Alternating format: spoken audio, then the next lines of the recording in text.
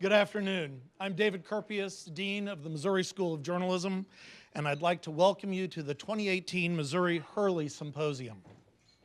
On behalf of the University of Missouri and the Reynolds Journalism Institute within the Missouri School of Journalism, I would like to thank the Journalism's Hurley Chair, Barbara Cochran, for her great work today, the MU School of Law and their Dean, Larissa Litsky, who's here with us today, and all others who helped plan and organize this timely and important discussion of truth, trust, and the First Amendment in the digital age.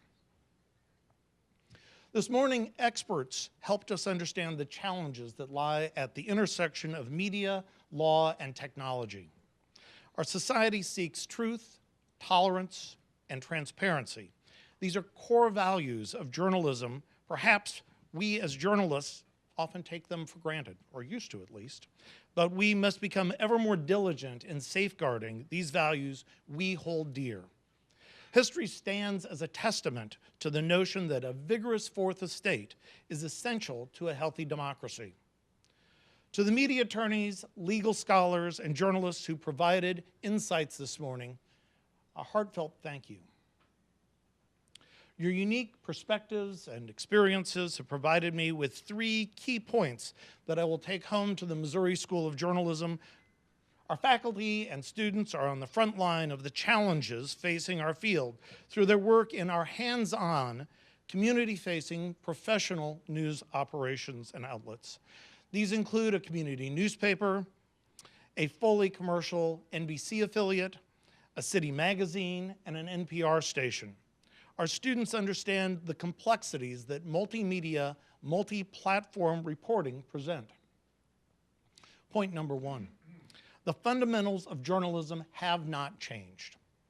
Get the story right, check your facts, be ethical, be fair, be honest, and be a watchdog. Remember that there are few shortcuts in journalism. One example is our students who work at the State House in Missouri in Jefferson City. Their stories have included complicated bills being debated by the legislature and a governor who is indicted on felony charges of invasion of privacy. These are the kinds of stories many journalists wouldn't have the opportunity to cover until much later in their careers. And our students are doing it as college juniors and seniors. And they do it at a very high level. Next, our work involves push and pull principles.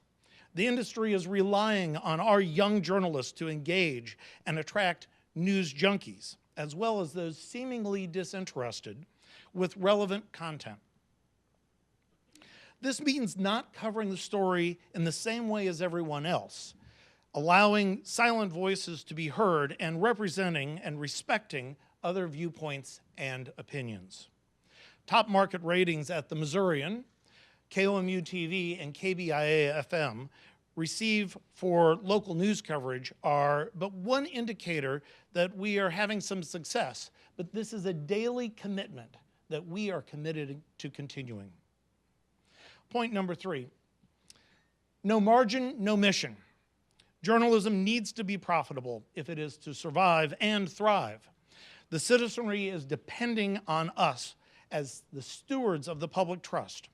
Solid, credible reporting, timely stories, advertising, promotions, partnerships all play a role in keeping the lights on both at the workplace and in journalists' homes.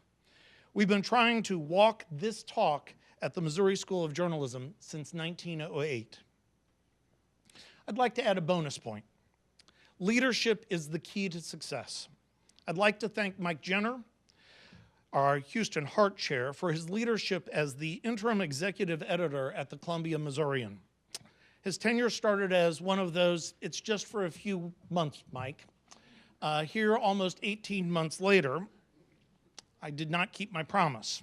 But he's done a phenomenal job, and we will soon announce a new executive editor for the Columbia Missourian, and Mike will go back to being the Houston Hart Chair full-time, which we enjoy his good work there. But Mike, thank you for leading a great editorial team, for training great students to go out into the industry, and for setting a blistering pace for journalism. A job well done.